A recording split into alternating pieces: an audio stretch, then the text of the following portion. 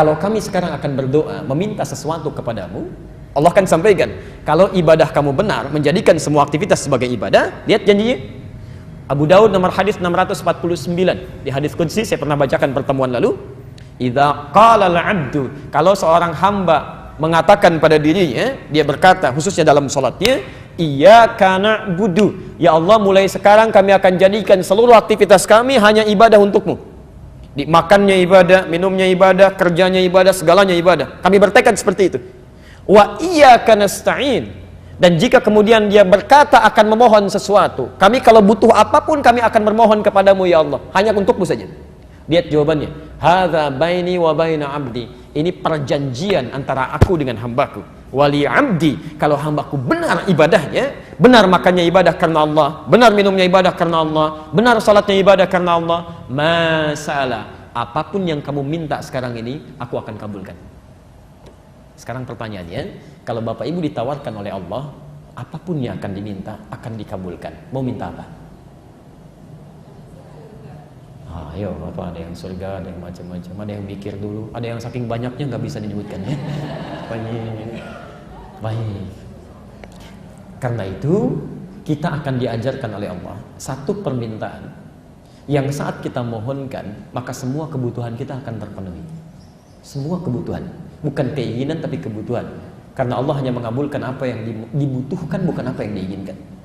Maka kalimat itu kita ucapkan setiap hari minimal 17 kali. Setelah mengucapkan iyyaka na'budu wa iyyaka nasta'in, apa yang kita ucapkan? Ihdinas siratal mustaqim. Kalau benar mengucapkan kalimat itu, maka selesai seluruh kebutuhan yang kita perlukan di muka bumi ini. Persoalannya, ada orang membacakan ihdinas siratal mustaqim, tapi tetap kebutuhan belum terpenuhi, masalah belum tuntas. Apa yang keliru dalam ucapannya? Mungkin tidak paham dengan apa yang dia ucapkan. Untuk itulah materi hari ini kita akan lanjutkan dengan pembahasan bagaimana memahami ihdinas siratal mustaqim. Mohon izin saya hadirkan kitab ya untuk hari ini, untuk menguatkan argumentasi kita, sehingga nanti tidak ada dugaan, ini mungkin pendapat Ustadz Adi saja ya. Jadi kita coba hadirkan beberapa kitab. Ini tafsir Al-Wasit yang saya sampaikan dulu ya, karya Syekh Muhammad Tantawi Jauhari, Syekh Al-Azhar ya, sudah meninggal beliau dan termasuk pakar tafsir di dunia salah satunya. Alhamdulillah kami sempat langsung belajar langsung. Tahun 2006 saya belajar, dan dengan langsung dengan beliau pulangnya diberikan hadiah kitab ini. Jadi kita bisa bacakan dengan kitab asli. Ini masih asli insyaallah, masih bahasa Arab ya. Baik, jadi kita coba bahas. Bismillahirrahmanirrahim. Baik teman-teman sekalian, saya bacakan dulu, nanti kemudian kita tafsirkan pelan-pelan ya.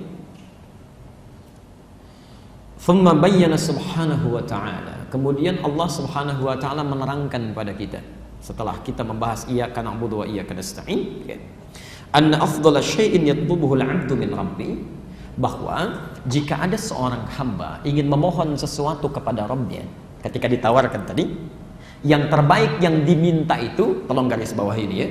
Ikan tadi ada yang minta surga, minta macam-macam, minta kemudahan kerja, minta ini. Nah, kalau dari semua permintaan ini, perhatikan, yang terbaik yang kita minta, lihat kalimatnya, innama huwa hidayatuhu ila tariqil ladzi yusilu ila asmal ghayah. Yang terbaik yang diminta adalah hidayah. Saya ulang, adalah hidayah Allah Subhanahu wa taala. Jadi kalau Anda minta sesuatu, yang terbaik minta apa? Hidayah ya. Hidayah Allah Subhanahu wa ta'ala yang memudahkan kita untuk mencapai keinginan tertinggi yang dibutuhkan. Hidayah Allah Subhanahu wa ta'ala untuk mencapai keinginan tertinggi yang dibutuhkan. Jadi kalau ada kesulitan dalam pekerjaan, tetap yang diminta hidayah, bukan posisi terbaiknya. Ya, kesulitan di rumah tangga yang diminta hidayah, gitu kan? Oke, kesulitan dalam pelajaran yang diminta hidayah untuk mencapai kebutuhan tertinggi yang kita perlukan. Nah, sekarang persoalannya, apa itu hidayah? Baik, apa itu hidayah? Baik, kira-kira apa itu hidayah? Jangan dikira-kira ya, kita langsung lihat saja. Baik. Wal hidayatu, adapun hidayah itu, pelan-pelan, hiya al-irsyad wad dilalah bi lutfin ala ma yusilu ila al-bughya. Ada beberapa makna tentang hidayah. Satu, hiya al-irsyad wal dilalah ila ma yusilu ila al-ghayah. Satu disebut dengan al-irsyad atau dilalah bilutfin.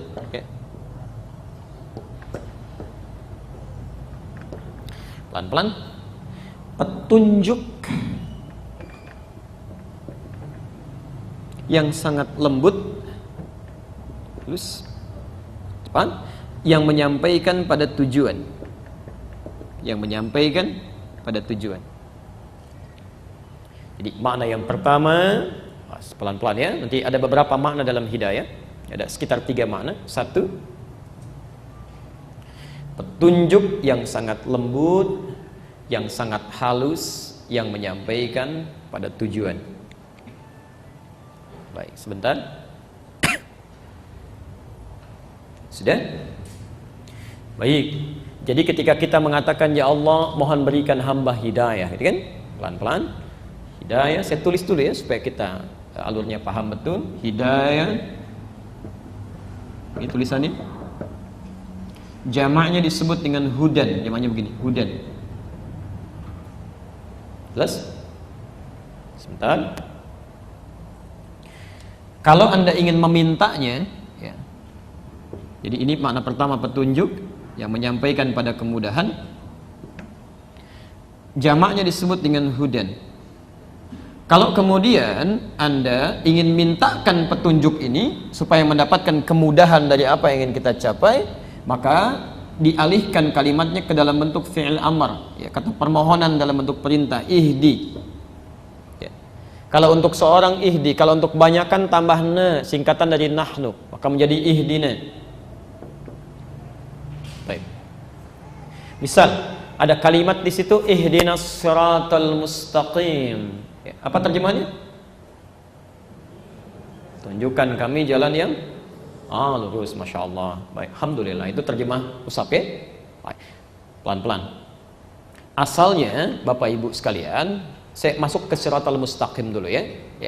Sirat al-mustaqim. Ya. Sirat berarti jalan.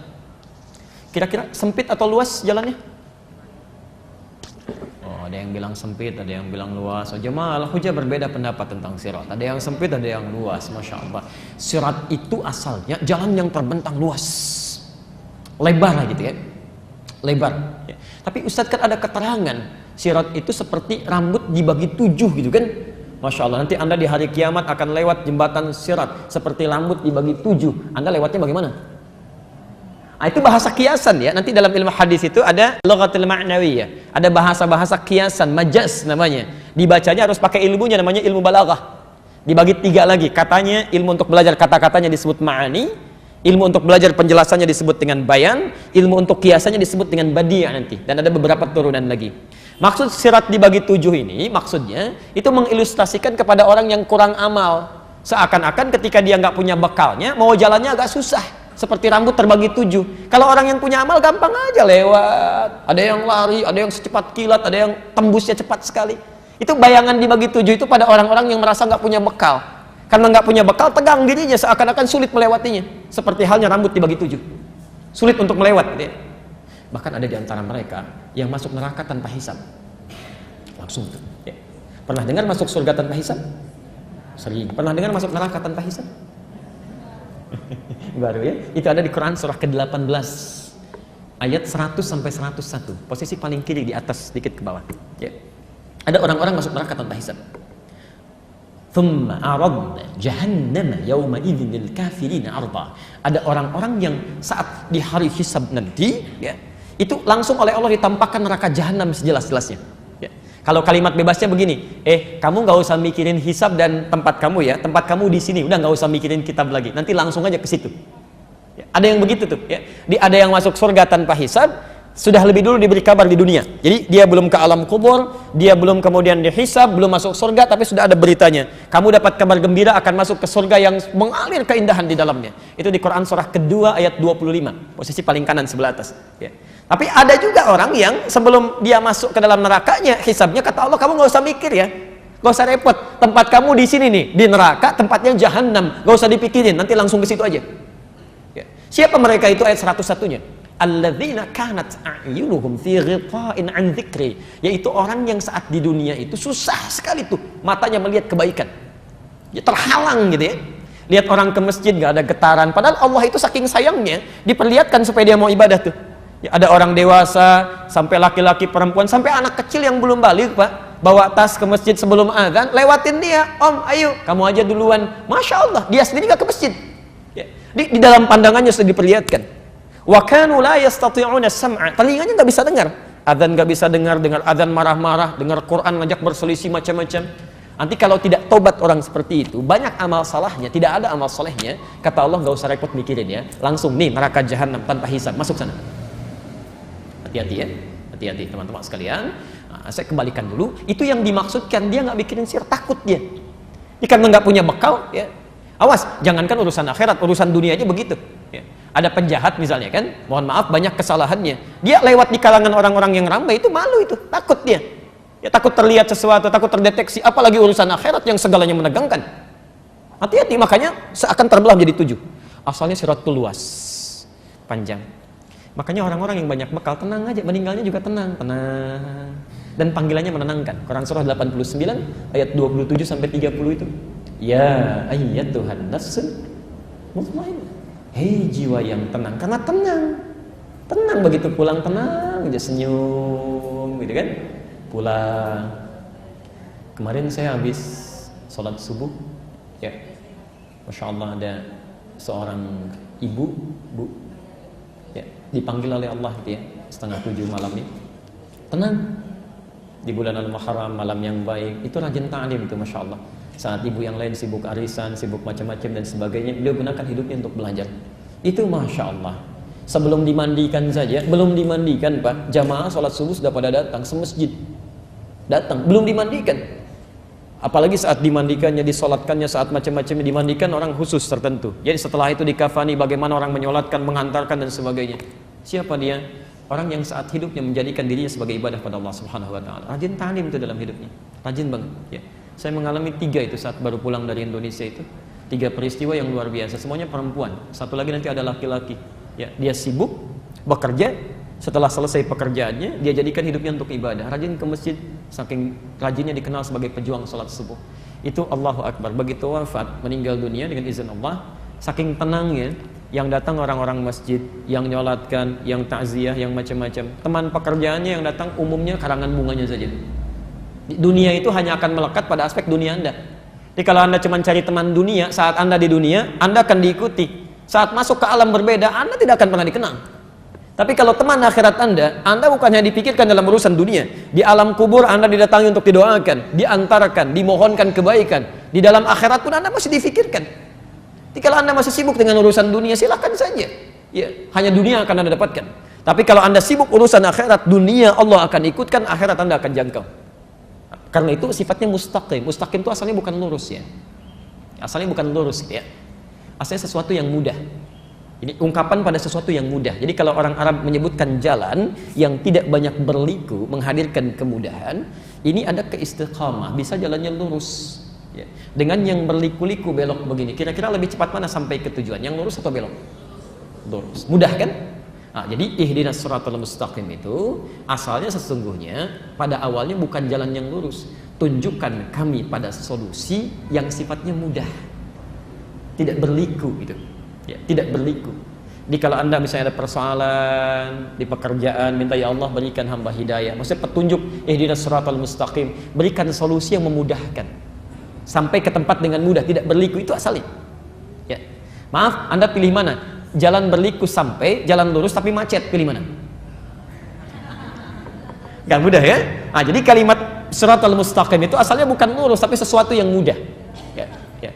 Tapi terjemah itu masih bisa dipakai, umumnya saat haji atau umrah ya. Saya dulu tugas di Mekah tahun 2010. Menerima jemaah pertama, ada sebagian yang kesasar gitu, Masya Allah. Orang umrah tawafnya di Masjidil Haram, ini ada yang ke Mina gitu, Masya Allah. Sebagian, ya Allahu a'lam, tapi kami jemput itu. Ya. Ada sebagian yang nyasar, bingung dia, satu rombongan, karena tidak paham bahasa Arab, ketemu dengan askar, minta petunjuk ke maktab, Askarnya nggak bisa bahasa Indonesia, tapi dia tidak kehilangan cara untuk bertanya. Dia ingat ayat tadi, dia buka gelangnya, Pak, ihdinas siratal mustaqim.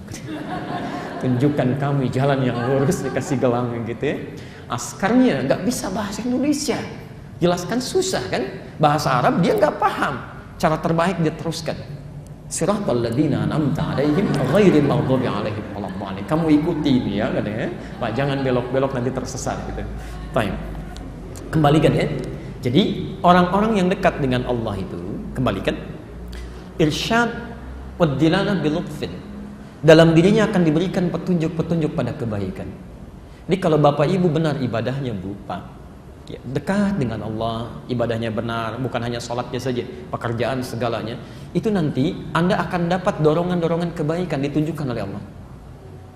Maaf ya, bahkan dalam yang santainya pun, Anda santai ingin duduk, tiba-tiba buka TV, tek, nggak baik, itu akan seketika pindahkan. Ini bukan untuk kamu. Yang baik untuk yang baik, jelek untuk yang jelek, itu nggak tepat. Itu mata Anda bisa langsung dipalingkan, channel bisa langsung Anda ganti. Itu yang disebut dengan hidayah. Ya, makna yang pertama, petunjuk yang halus yang mengarahkan Anda pada kebaikan. Anda mau belanja, lihat sesuatu yang diharamkan oleh Allah, nggak akan mikir lagi, sudah pindahkan, selesai. Ya. Anda mau baca sesuatu, lihat tayangan gambar yang tidak bagus, Anda akan pindahkan, nggak ada, dan nggak akan mikir. Oh, pandangan pertama masih ada kebaikan, selanjutnya itu yang dilarang, nggak akan. Begitu lihat videotron nggak bagus, pindahkan, selesai, sampaikan itu haram hukumnya, selesai. Jadi kalau Anda misalnya dekat dengan Allah, ibadahnya betul, itu akan ada selalu itu dorongan-dorongan gitu. Ya. Akan ada selalu. Ya. Baik, ini petunjuk. Ini petunjuk. Ya, disampaikan betul oleh Nabi SAW, termasuk isyarat-isyarat di Quran. Ya. Mohon izin ya, apalagi orang-orang yang rajin tahajud. Saya berikan nasihat untuk saya pribadi dan kita semua, selama kita masih mampu, jangan tinggalkan tahajud. Tahajud itu diantara ibadah sunnah, tapi manfaatnya luar biasa. Diantara manfaat yang paling istimewa, itu bisa menghadirkan kedekatan dengan Allah sampai menunjukkan kepada Anda, begini cara mengawalinya, begini keluar dari persoalan. Kalau Anda disakiti, langsung pertolongan Allah datang, tanpa perantara. Itu ada di Quran surah ke-17, ayat 79 sampai 81. وَمِنَ اللَّيْلِ فَتَهَجَّدْ بِهِ نَافِلَةً لَكَ عَسَىٰ أَن يَبْعَثَكَ رَبُّكَ مَقَامًا مَحْمُودًا. Anda rajin tahajud, dekat dengan Allah, maka Allah akan angkat derajat Anda di tempat yang terbaik. وَقَالَ رَبِّ أَدْخِلْنِي مُدْخَلَ صِدْقٍ. Kemudian Anda akan dibimbing bagaimana mengawali pekerjaan dengan benar. Dengan benar, ya. Anak Anda mau belajar, misalnya sulit mendapatkan sesuatu, ada orang tua yang memohon-mohon dengan cara yang tidak benar, ada yang ngasih hadiah, ngasih uang macam-macam, Anda tidak akan diberikan jalan. Anda promosi jabatan, kadang-kadang caranya tidak benar, mesti bayar begini, mesti melobi begini. Anda ahli tahajud tidak akan seperti itu, gak akan terfikir. Allah yang punya rezeki, Allah punya kedudukan, Anda akan diarahkan, gini caranya, gini jalan keluarnya.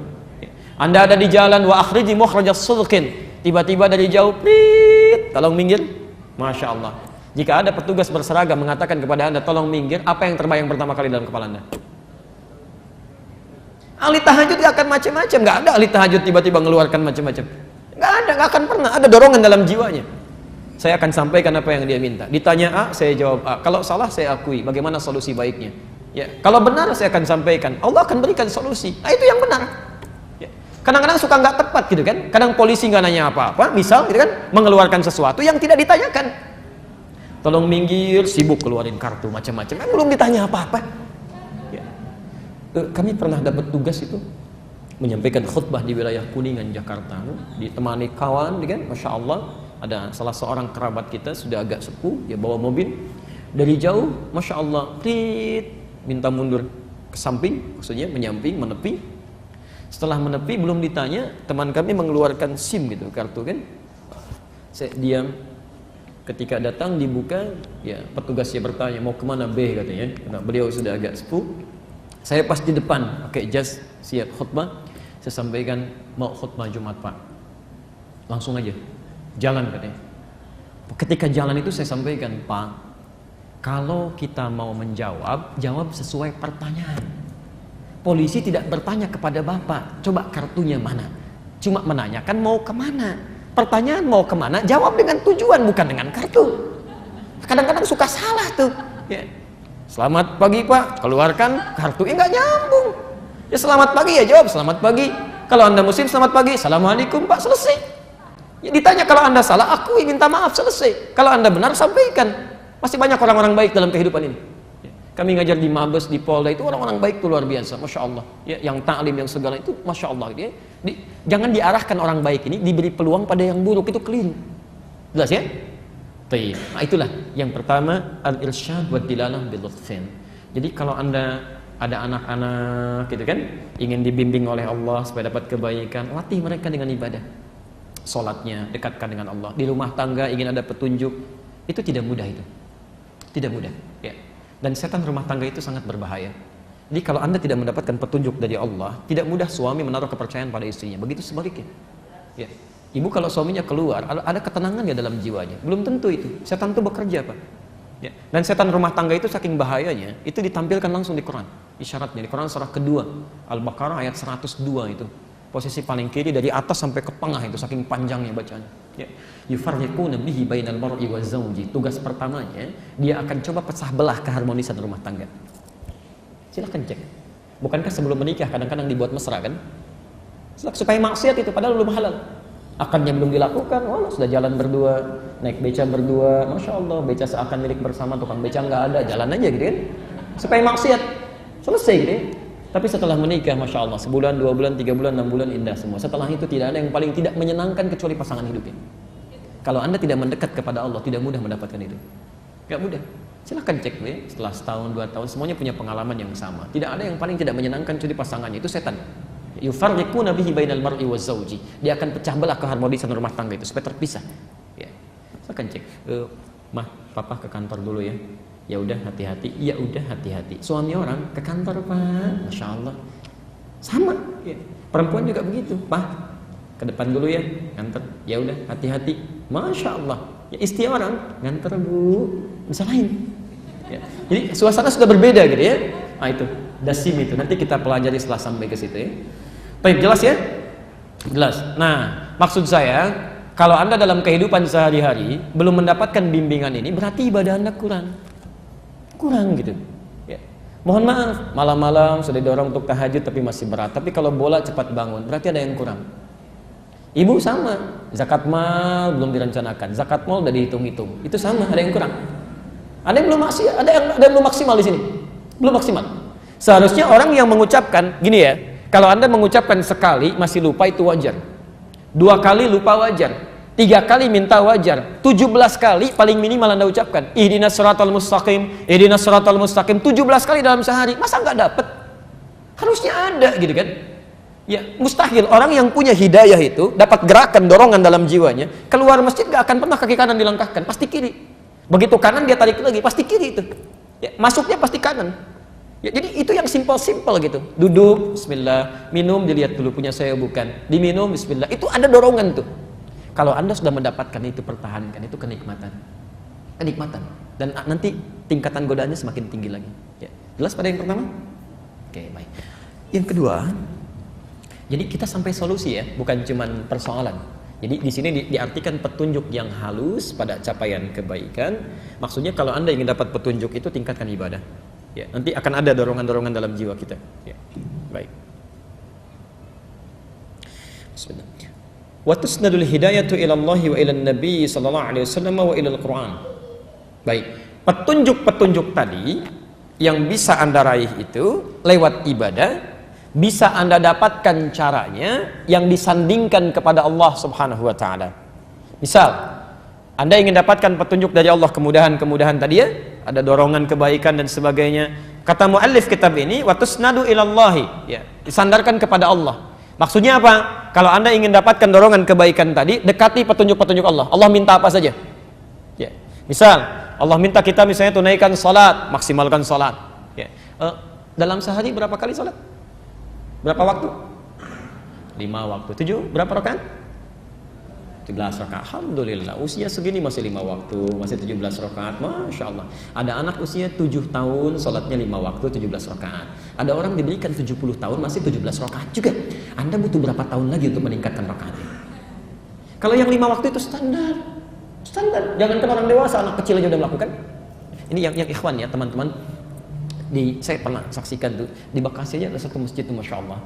Sebelum maghrib, itu setengah 6, anak-anak kecil belum balik Pak, 4 tahun, 5 tahun tuh, 5 tahun sudah pada pakai tas, lari ke masjid, sholat, lari ke masjid sebelum adzan, sholat berjamaah. Yang ketiga mengaji setelah sholat, Masya Allah, tunggu sampai isya, i'tikaf, setelah isya evaluasi belajar baru pulang. Jadi kalau Anda sampai 40 tahun, 50 tahun dipanggil adzan baru datang ke masjid, Anda kalah sama anak usia 45 tahun. Anda sholat saja kemudian langsung pulang, Anda kalah sama anak usia 45 tahun. Anda tidak mengaji, Anda kalah sama anak usia 4 sampai 5 tahun. Anda tidak pernah itikaf, Anda kalah sama anak usia 4 sampai 5 tahun. Anda selepas isya tidak pernah evaluasi diri, Anda kalah sama anak usia 45 tahun. Dan beritanya anak 45 tahun itu belum dihisab oleh Allah Subhanahu wa taala. Jadi kalau yang belum dihisab saja sudah serius dengan amalannya, maka kita yang dihisab harus lebih serius lagi. Maksimal gitu kan. Dekati Allah lewat petunjuknya. Ayo maksimalkan. Nah, keluarkan kalimat sholat di Quran kan bentuknya jama itu. Jama tulisannya. Kalimat sholat pertama Al-Baqarah ayat 3 itu kan. Nanti kita pelajari. Alladzina yu'minuna bil ghaib wa yuqimunas shalah. Kalimat as-salatnya alif, lam, shad, lam, waw, ta. Di atas waw ada alif, ta-nya tertutup. Itu bentuk tulisan berbentuk jama tapi bisa dibaca dengan mufrad. Ya. Kalau Anda ingin buka lagi lebih luas, ta-nya terbuka. Al-Baqarah 238, posisi paling kanan sebelah atas. Hafidhu ala sholawat, bentuk jama'. Jama' itu 1 atau 2? Banyak. Jadi rumusnya begini, kalau Anda ingin mendapatkan kedekatan dari Allah, misal ambil sholat 1, sholat, keluarkan semua jenis sholat jama' dalam Al-Quran dan Sunnah. Keluarkan, ada apa saja? Ada tahajud kan, sholat sunnahnya, ada sholat duha, ada syuruk, ada rawatib. Rawatib berapa rakaat? Tahu dari mana? Di At-Tirmidzi nomor hadis 586 kan, dari Ummu Habibah, 12 rakaat. Ya, man shalla 12 raka'atan, siapa yang salat 12 rakaat fi yaumin wa lailatin, yang mengiringi salat fardunya siang sampai malam. Arba'an qabla dhuhri, 4 rakaat sebelum zuhur. Raka'ataini ba'daha, 2 rakaat setelahnya. Ya, raka'ataini ba'da al-maghrib, 2 rakaat setelah maghrib. Raka'ataini ba'da al-isya, 2 rakaat setelah isya, wa raka'ataini qabla subhi, 2 rakaat sebelum subuh. Tapi ada yang belum banyak tahu ya. Kalau tidak sempat yang sebelum zuhur 4 rakaat, itu dari hadis Ibnu Umar Al-Bukhari nomor hadis 812, itu cukupkan dengan 2, boleh. Misal Anda tidak sempat nih ya, sudah 2 menit lagi mau qomat, ya cukupnya untuk 2 rakaat, jangan paksakan 4, itu boleh 2. Dari Ibnu Umar, hafidtu min Rasulillah sallallahu alaihi wasallam 10 rakaat. Saya hafal dari Rasulullah sallallahu alaihi wasallam 10 rakaat. Ya, raka'ataini qabla dhuhri, 2 rakaat sebelum zuhur. Jadi ada 2 hadis. Al-Bukhari nomor hadis 812. Jadi kalau nggak bisa 4 rakaatnya, cukupkan dengan 2 rakaat. Ya, jangan dipaksakan. Oh, ada 2 menit nih, tiba-tiba Masya Allah, sholatnya cepat luar biasa gitu kan. Untuk ngejar 4 rakaat itu tidak tepat. Ya, tidak tepat ya. Jelas di sini ya? Ayo maksimalkan, keluarkan. Semakin Anda tingkatkan hubungan dengan Allah, sholat, keluarkan, baca Quran, tambah. Nah, yang ini, itu akan cepat nanti masuknya. Ada bimbingan-bimbingan dari perkataan kita, langkah kita, pandangan kita. Jadi pertama, tusnadu ilallahi subhanahu wa ta'ala. Disandingkan dengan Allah, artinya keluarkan petunjuk dari Allah. Ya. Yang kedua, wa tusnadu ilan nabi sallallahu alaihi wasallam. Hidayah ini pun disandarkan kepada Nabi sallallahu alaihi wasallam.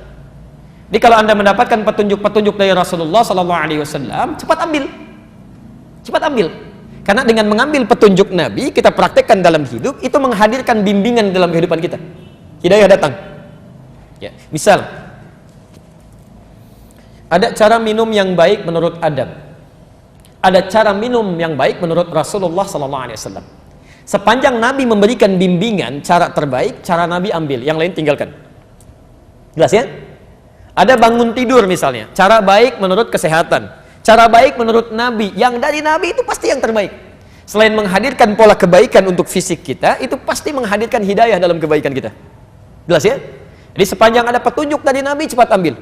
Ya, bukan hanya untuk ibadah saja ya, bukan hanya sholat, bukan hanya macam-macam. Dari jalan, dari melihat, dari bertutur, dari baca, dari minum, sepanjang ada dari Nabi, keluarkan. Ya, dan semuanya ada. Ya. Ayat di Qurannya, Quran surah 59, ayat ke-7, akhir ayat ke-7, posisi paling kanan agak ke bawah sedikit. Wa ma atakumur rasulu fakhudhu. Dan semua yang pernah dibawa oleh Nabi pada kita, cepat ambil, itu yang terbaik. Ya. Bahasanya ma itu ismun mausulun yadullu 'alal 'aliyah. Ya. Kata penjelas objek sambung yang menunjukkan pada hal tanpa batas.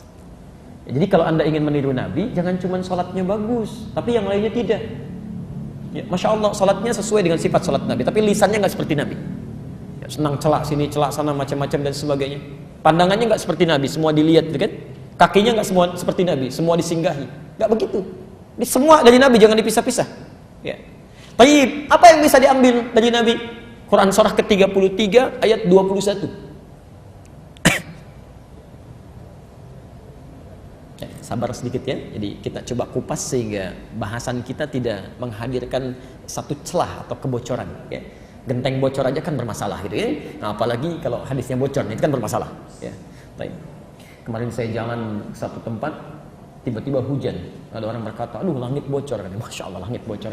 Karena istilah itu suka macam-macam gitu ya. Allahu Akbar. Baik. Laqad kana lakum fi Rasulillahi uswatun hasanah. Oke. Lihat sini ya, saya ajarkan sedikit ilmu qiraat ya. Saya dulu sudah pernah terangkan ini, singkat. Saya boleh hapus dulu ini? Alhamdulillah. Seperti biasa ya, datang sendiri, terangkan sendiri, tulis sendiri, hapus sendiri ya. Lengkaplah. Anda tinggal datang aja. Oke. Uswatun hasanah. Uswah hasanah. Sekarang perhatikan, saya berikan ilmu qiraat sebentar. Kata uswah dalam riwayat Hafiz dari Asim, ini bisa dibaca juga dengan iswah. Ya, riwayat Qal atau Warsh dari Nafi'. Laqad kana lakum fi Rasulillahi uswatun hasanah. Ini bisa juga iswatun hasanah. Iswah. Uswah atau iswah itu artinya keteladanan yang meluas sifatnya.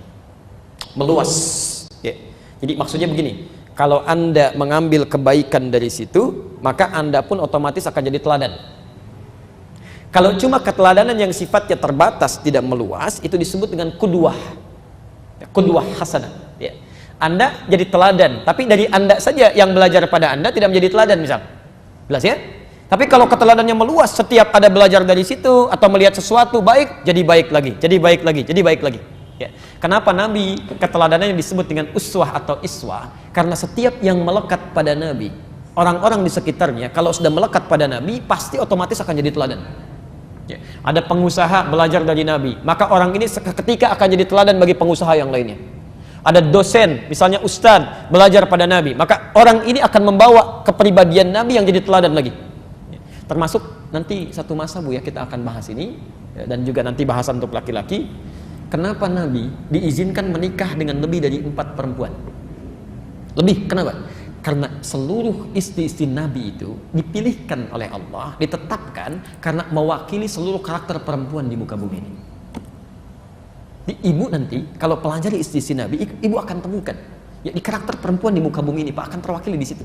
Dari mulai Sayyidah Khadijah, dari Saudah, dari Aisyah, Maimunah, Ummu Habibah, itu nanti ibu akan tahu ada ibu mirip-mirip ke situ itu karakternya.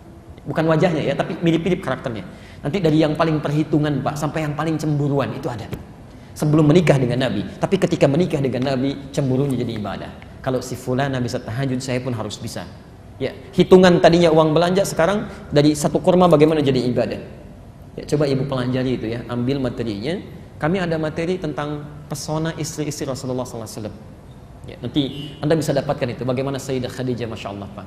Khadijah itu diantara keutamaannya. Al-Bukhari nomor hadis yang keempat. Kalau di kitab aslinya Al-Bukhari yang warna merah terbitan Darul Hadis halaman ke-12 ya, posisi paling kanan sebelah bawah hadis nomor yang keempat sampai ke sampingnya lagi. Itu dilukiskan bagaimana Nabi ketika belum mendapatkan wahyu turun dari Gua Hira ya, sedang ketakutan luar biasa, gelisah gitu kan. Tiba-tiba pulang ke rumah melihat Sayyidah Khadijah, itu bisa hilang kegelisahannya seketika. Hanya melihat wajahnya saja. Di kisahnya setelah Iqra itu turun ya, surat Al-Alaq itu kan turunnya malaikat Jibril tidak dalam rupa yang sesungguhnya, menyamar dalam bentuk manusia, dipeluk Nabi ya, sampai 3 kali dikatakan Iqra ma ana biqari. Itu belum melihat yang rupa malaikat Jibril yang sesungguhnya. Nah, kemudian setelah berselang beberapa waktu wahyu turun, qadar Allah ketika ke Gua Hira belum turun. Turun dari Gua Hira suasana siang, di jalan tiba-tiba ada yang manggil, "Ya Muhammad." Ya Muhammad. Nengok kanan gak ada orang, kiri gak ada orang, depan belakang kosong. Begitu melihat ke atas, ada sosok yang belum pernah dilihat sebelumnya. Seperti duduk antara langit dengan bumi, gitu kan? Masya Allah, ilustrasinya beginilah. Anda Pak keluar dari sini siang-siang. Dan kosong gak ada orang. Ada yang manggil, Pak, kan? Kanan kiri gak ada orang, depan belakang kosong. Begitu lihat ke atas, Masya Allah, rambut panjang, jubahnya putih begini, Pak. Apa kesan Anda? Jangankan ibu, Nabi aja berkata begini, faro'ibtu minhu, saya takut luar biasa katanya. Ya, ini takut itu wajar, manusiawi ya. Yang salah itu larut dalam ketakutan, itu yang tidak wajar. Baik. Ro'ibtu itu perasaan khawatir sampai membuat bulu kuduk naik, maka lari beliau. Ya. Tapi yang paling indah ketika sampai di rumahnya melihat wajah Sayyidah Khadijah, Masya Allah. Sayyidah Khadijah binti Khuwailid, ketika dilihat oleh beliau, dibukakan, hilang setengah kegelisahan, tenang aja. Ya. Mendengar kalimatnya, dipegang tangannya, kata Nabi, zammiluni, tolong selimuti saya. Digandeng oleh beliau, dibawa, diselimuti, disampaikan, suamiku sayang, engkau ini orang paling baik, tidak pernah punya musuh, selalu menjalin silaturahim.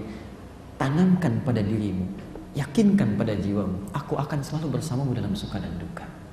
Maka tiba-tiba seketika tenang, sampai turunlah Quran surah Al-Mudaththir itu, ya ayyuhal mudaththir qum fa'anzir. Coba ibu pelajari itu. Suami sedang gelisah luar biasa, lihat wajah Khadijah, tiba-tiba tenang. Bisa nggak gitu? Suami pulang dari kantor banyak persoalan, penat, begitu lihat ibu, Masya Allah, tenang gitu ya. Wah, tapi kalau lihat ibu tiba-tiba masalah jadi rumit lagi, wah itu persoalan serius ya. Baik, nanti bisa dilihat. Jelas ya? Maka coba teman-teman lihat ya, uswah. Jadi pelajari.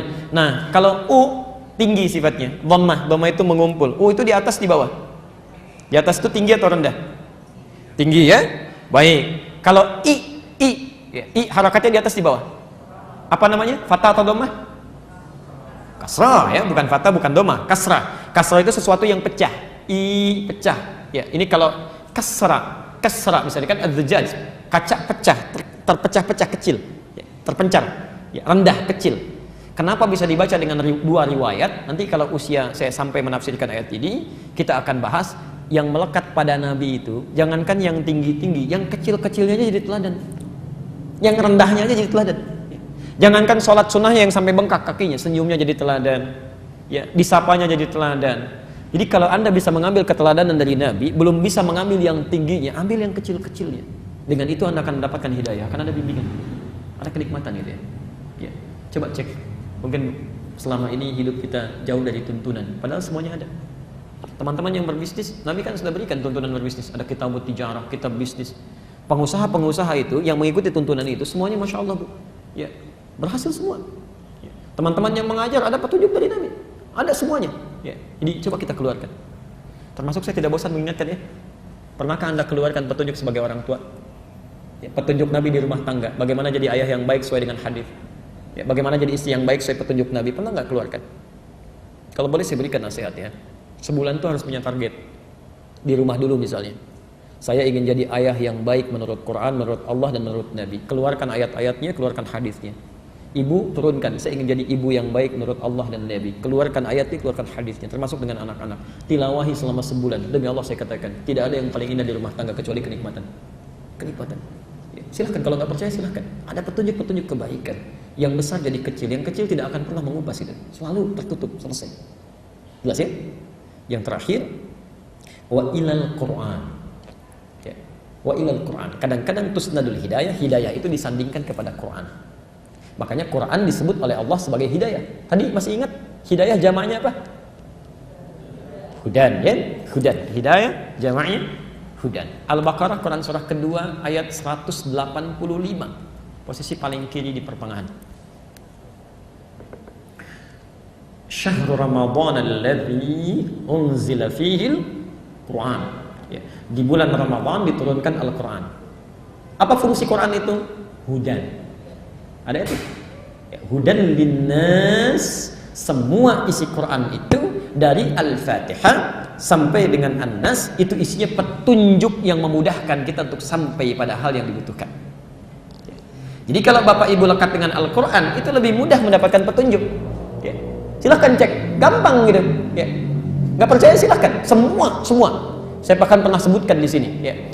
Hidup kita itu, semua liku persoalannya, itu solusinya sudah dituangkan langsung oleh Allah di Quran. Ya. Allah yang menciptakan kita lebih tahu tentang persoalan kita. Karena itu setiap solusi yang dimunculkan pasti itu akan dihadapi. Ya. Jadi orang cerdas itu, muslim yang cerdas, dia akan keluarkan semua hal yang ada di Quran, lalu dia kemudian petakan jalur hidupnya. Dari situ setiap mendapatkan masalah, solusinya sudah ada.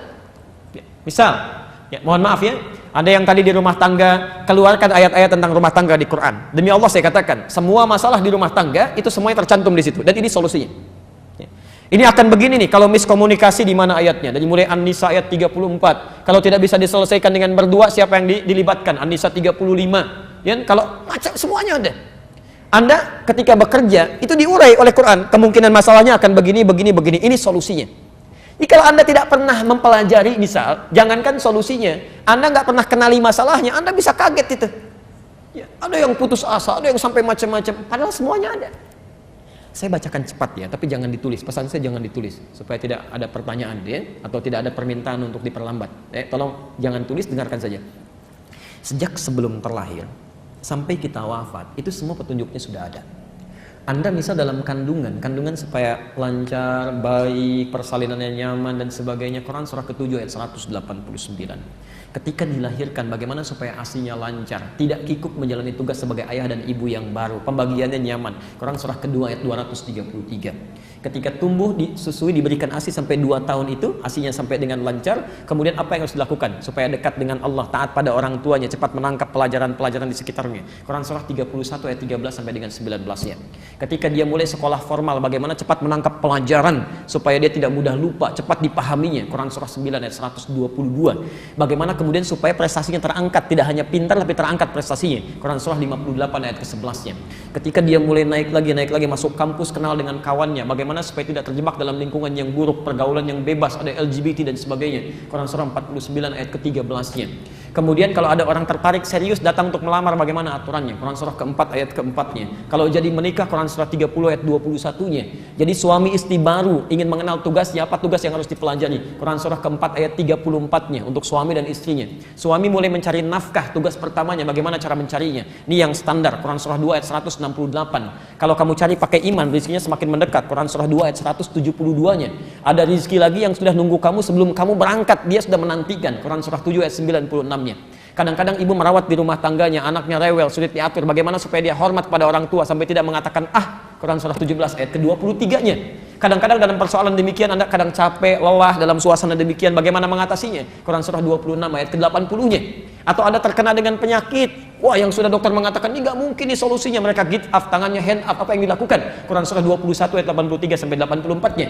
Anda di kantor kadang-kadang ada yang usil Pak, ingin menyudutkan Anda, menyingkirkan Anda, menyungkurkan Anda. Sehebat apa mereka berkuasa, tidak ada yang bisa menahan kuasa Allah. Quran surah 17 ayat 79 sampai 81. Sampai Anda mendapatkan teror luar biasa, membuat dada Anda sesak, kemudian mata Anda menjadi gelap, ingin keluar dari situ, ada solusinya. Quran surah ke-21 ayat 87 sampai dengan 88-nya. Anda berumah tangga belum ada keturunannya, sudah mohon sana sini sudah nggak bisa juga, ada solusinya. Quran surah 3 ayat 38 sampai 39-nya. Quran surah 19 ayat 3 sampai dengan ayat 10-nya. Sampai Anda muncul lagi, usia 40 tahun orang tuanya masih ada, alhamdulillah. Kemudian ingin berbakti kepada keduanya, bagaimana cara membalasnya? Nggak mungkin, tapi Anda bisa lakukan. Quran surah ke-46 ayat 15-nya. Sampai semakin nyaman Anda terpikir, ya Allah, apakah saya akan hidup selamanya? Tidak, kamu pasti akan didatangi oleh maut. Quran surah ke-3 ayat 185-nya. Ya Allah, bagaimana cara datang maut kepada saya? Persiapkan saja amal saleh. Dengan itu kamu akan dipanggil dalam keadaan yang tenang. Quran surah ke-89 ayat 27 sampai 30-nya. Tapi kalau kamu ingin sedikit menegangkan, silahkan lakukan amal salah. Maka kamu akan dipanggil oleh malaikat maut dengan Quran surah ke-8 ayat 50-nya. Sedikit menegangkan sampai dipukulin malaikat, kan? Ya Allah, bagaimana suasana alam kubur? Saya di malam pertama dunia sering belajar. Malam pertama alam kubur bagaimana? Oh boleh, kalau ingin nikmat. Quran surah ketiga ayat 169 sampai 171-nya. Bagaimana hisabnya ya Allah? Jangan dipikirkan. Ada orang ahli surga tanpa hisab. Quran surah kedua ayat 25. Ada yang melihat Allah. Quran surah 75 ayat 22 sampai 23. Ada orang masuk neraka tanpa hisab. Quran surah ke-18 ayat 100 sampai dengan 101. Ya Allah, bagaimana suasananya nanti di akhirat nanti? Kamu jangan pikirkan, kamu akan nyaman, tenang. Ada banyak surga yang bisa kamu dapatkan. Ada surga yang Masya Allah dengan Nabi SAW. Kalau kamu cinta dengan Allah, ikuti sunnahnya. Quran surah 3 ayat 31. Ada yang surganya itu taman surga, semua diberikan oleh Allah tanpa perantara. Quran surah 51 ayat 15 sampai dengan 23-nya. Ada surga yang seluas langit dan bumi. Quran surah 3 ayat 133-nya. Ada surga biasa yang mungkin tidak sebanding kenikmatannya dengan yang lainnya, seperti Quran surah 2 ayat 25 itu. Semuanya ada. Ada semua. Cuma persoalannya kita tidak pernah hadirkan. Jadi kalau Anda hadirkan dalam kehidupan, ada semua Pak. Tentang masjid juga diatur. Apa yang harus dilakukan di masjid, kalau ta'lim bagaimana, kalau salat bagaimana, ada semuanya. Kalimat masjid pertama Quran surah kedua ayat 114. Apa yang dikerjakan Quran surah ke-9 ayat 18. Ada semuanya. Kita nggak lakukan gitu kan. Ya, kalau saya ingin mencari Allah bagaimana? Quran surah kedua ayat 186. Ya, kalau ingin saya berdoa di tempat yang mana? Kalau di rumah bikin mihrab, Quran surah ke-3 ayat ke-37. Kalau Anda bisa bikin lebih luas, bikin musalla, Quran surah kedua ayat 124. Ada semuanya gitu kan. Kenapa nggak Anda hadirkan? Itu masalahnya gitu kan. Nah, jadi teman-teman sekalian, kalau kita bisa datangkan dari Quran ini, kita petakan, ambil terapkan, itu indah kehidupan. Ya, indah, dan itu akan diberikan gitu. Makanya nanti setelah baca Al-Fatihah, kita kan baca surat kan? Surat kan? Ya, coba silahkan cek. Semua sholat di 2 rakaat pertama pasti baca surat dari Quran kan? Nah, nanti kalau saat kita masuk surat, seharusnya yang kita bacakan itu yang kita butuhkan. Minta. Ya, kadang-kadang setelah diberikan kan kita ingin merinci kan? Baik, rincinya lewat surat yang kita baca itu. Misal tadi ya, Anda ada kesulitan di kantor macam-macam, begitu sholat minta. Makanya bahasa sholatnya kan wasta'inu, Al-Baqarah 45. Wasta'inu bis-sabri was-shalah. Kalau Anda punya persoalan dalam hidup, terima dengan sabar. Nanti saat sholat minta kepada Allah solusinya. Permintaan Anda, iyyaka na'budu wa iyyaka nasta'in. Ketika minta wa iyyaka nasta'in, kata Allah mau minta apa? Kalau Anda ingin rinci, baca ayat yang sesuai dengan kebutuhan Anda. Nah, ini kadang-kadang yang dibaca itu lagi. An-Nas lagi, An-Nas. Qul a'udzu birabbin nas dari subuh sampai isya. Dan dikabulkan, apa entah mimpinya ketemu jin terus gitu kan, karena itu yang dimohonkan ya. Kadang sekarang itu saya bingung saya, jangankan dalam mimpi nih, orang hidup aja masih pada nyari jin kan, dunianya beda gitu ya. Ini jin banyak kena fitnah nih hari-hari ini ya, hati-hati dia, minta tanggung jawaban nanti tuh ya. Ada jin yang kekurangan oksigen ya kan, Masya Allah. Kemarin ada orang diminta oleh polisi, coba isi mobil ini dengan emas, nggak bisa Pak, jinnya pergi. Kenapa? Kena gas air mata kan ya kan, Masya Allah. Ada yang hindarkanlah yang tidak penting itu ya, tolong jauhi ya. Jelas di sini? Nah, jadi Bapak dan Ibu sekalian, kalau kita ingin mendapatkan petunjuk ini yang memudahkan kita sampai pada harapan dan kebutuhan kita, maka dekati Allah, dekati Rasulullah SAW, dan dekati Al-Quran. Ya, dekati Al-Quran. Termasuk, maaf ya, membaca itu wasilah gitu. Esensinya pemahaman kita. Jadi jangan sampai Anda rajin baca tapi nggak ngerti isinya, itu parah juga. Ya, walaupun ada pahalanya. Ya, tapi mohon maaf itu belum maksimal gitu ya. Apalagi yang nggak baca sama sekali. Itu yang bahaya tuh. Quran itu petunjuk iman. Ilmu petunjuk akal. Ya, hati-hati ya. Jadi kalau orang mendapatkan pengetahuan, akalnya cepat bekerja. Misal, sering baca Al-Quran, maka ilmu akan cepat. Tapi kalau jarang baca Al-Quran, imannya itu terhambat. Jadi begitu ada peristiwa yang membutuhkan respon iman kita, iman gak bisa muncul karena keseringan baca Al-Qurannya jarang dibaca. Jelas ya? Tuntutan misalnya dalam Quran jelas, tinggalkan ini. Ya, masih ditafsirkan juga. Kenapa? Karena seringnya baca Al-Qurannya jarang dibaca. Sehingga panggilan imannya susah, masih banyak ditafsirkan, berdebat, berdiskusi macam-macam. Nggak usah lah gitu kan? Nggak usah. Ya. Ya, saya kira itu ya. Baik. Masih ada waktu? Kita bacakan sedikit dulu ya. Setelah itu nanti kalau ada pertanyaan saya perkenankan. Baik. Bismillahirrahmanirrahim. Wa qad yuradu minha al-isal ila ma fihi khair. Baik. Hidayah juga bisa berarti hal yang mengantarkan pada kebaikan-kebaikan. Hal yang mengantarkan pada segala kebaikan. Kalau tadi petunjuk yang memudahkan kita sampai pada kebutuhan, kalau sekarang hal yang menunjukkan pada segala kebaikan.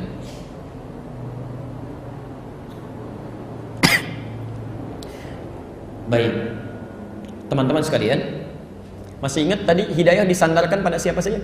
Satu, Allah. Kedua, Rasul. Ketiga, Quran. Baik, sekarang perhatikan ya.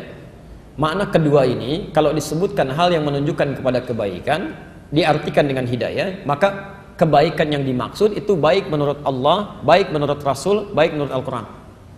Jelas ya? Ingat, ini penting pemahaman kita, karena yang baik menurut kita belum tentu baik menurut Allah. Jelas ya? Awas, hati-hati nih, ini sedang diuji nih sekarang ya.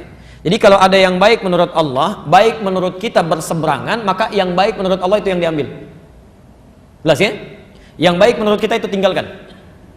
Awas, hati-hati ya, dalam kehidupan apapun. Apakah dalam kehidupan pribadi kita, rumah tangga kita, sosial kita, politik kita. Jadi kalau Allah sudah mengatakan inilah hukum yang terbaik, tinggalkan pendapat Anda, ambil keterangan Allah. Jelas sampai sini?